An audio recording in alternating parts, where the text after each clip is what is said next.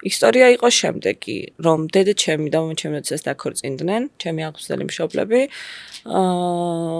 რაღაც ჯანმრთელობის პრობლემების გამო ვერ გააჩინეს ბავშვი და უკვე რომ მივიდა იმ საკითხზე საუბარი, რომ ბავშვი უნდა აეყვანათ.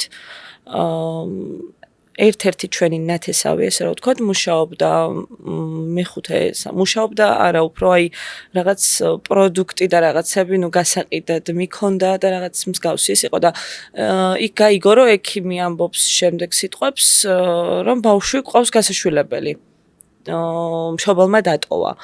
და ჩემებს უთხრა ეს ყველაფერი, როდესაც მივიდნენ მეხუთე სამშობიაროში დახვდათ ეს ექიმი ვინც იყო და როდესაც გაეცნო ჩემებს ეს ქალი ამ სახელით და გვარით, უთხრა რომ გლდანში, კორპუსის ბინაში ყავდათ ბავშვი, რომელიც დედამ გააჩინა და დატოვა, არასასურველი ორსულობა იყო და დატოვა და შესაბამისად ეს ბავშვი უნდა გაშვილებულიყო. და როდესაც მივიდნენ ამ გლდანში, სადაც ყავდა ძიძას კორპუსის ბინაში, უთხრეს, რომ ბავშვს წაიყვანთ, მაგრამ სანაცვლოდ თანხა უნდა გადაგვიხადოთ.